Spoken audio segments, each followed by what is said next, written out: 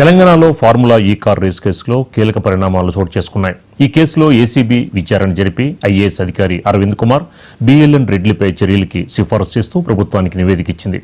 ఈ నివేదికను పరిశీలించిన విజిలెన్స్ కమిషన్ కూడా ఆ ఇద్దరు అధికారులపై ప్రాసిక్యూషన్స్ కి అనుమతిస్తూ ప్రభుత్వానికి సిఫారసు చేసింది. దీంతో పాటు ఈ కేసులో మాజీ మంత్రి కేటీఆర్పై ప్రాసిక్యూషన్ కోసం ఏసీబీ గవర్నర్ వద్ద నివేదిక సమర్పించింది. అయితే గవర్నర్ ఈ విషయంపై ఇంకా ఎలాంటి నిర్ణయం తీసుకోలేదు. అధికారులపై చర్యలకి విజిలెన్స్ కమిషన్ సిఫార్సు చేయడంతో ఈ కేసు మరింత కీలక మలుపు తిరిగింది.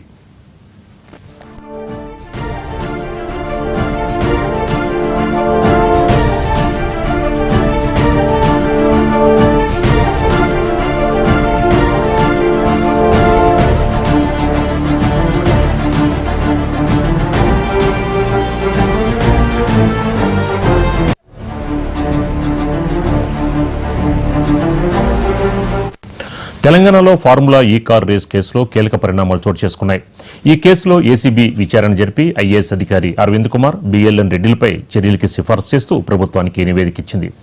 ఈ అంశానికి సంబంధించి మనకు మరింత సమాచారం మా కరెస్పాండెంట్ రామ్ నరేష్ ఇస్తారు. రామ్ నరేష్, ఏంటి కేటీఆర్ కి ఈ కారు అనేది కలిసి రానట్టు కనిపిస్తోంది? మొన్నటి వరకు ఈ కార్ రేసు, నిన్న లగ్జరీ కార్ల కేసు, ఏంటి అసలు ఏం జరగబోతోంది?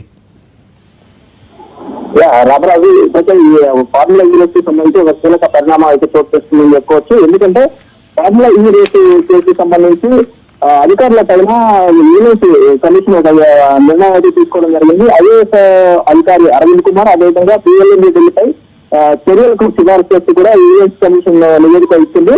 దీంతో ఇప్పుడు ఈ కేసు మరోసారి సీరియస్ యాక్షన్ తీసుకునే విధంగా అయితే ముందుకు వచ్చిన పరిస్థితి ఉందని చెప్పుకోవచ్చు.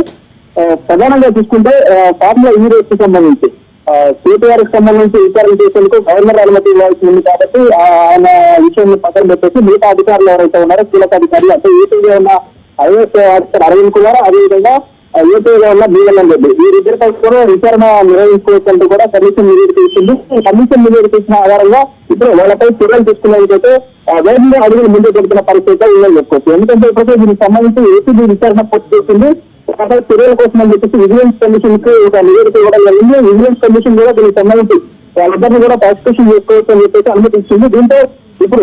దీంట్లో ఏదైతే ఫార్ములా ఈ కార్ రేస్ లో ఏ3గా ఉన్న ఇతర అధికారులపై చర్యలు తీసుకునే విధంగా ప్రభుత్వం అనుమతి ఇవ్వడంతో ఈ కేసుకు సంబంధించి విచారణ మరింత వేగంగా ముందుకు వెళ్లే అవకాశాలు అయితే ఉన్నాయి.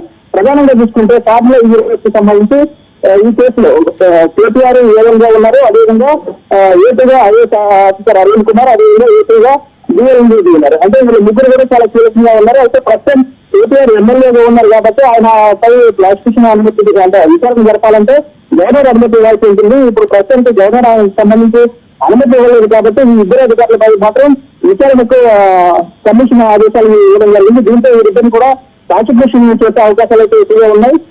వీళ్ళిద్దరిని ప్రాసిక్యూషన్ చేయడం వల్ల మరిన్ని ఆధారాలు బయటకు వచ్చే అవకాశాలు అయితే ఉన్నట్టు తెలుస్తుంది.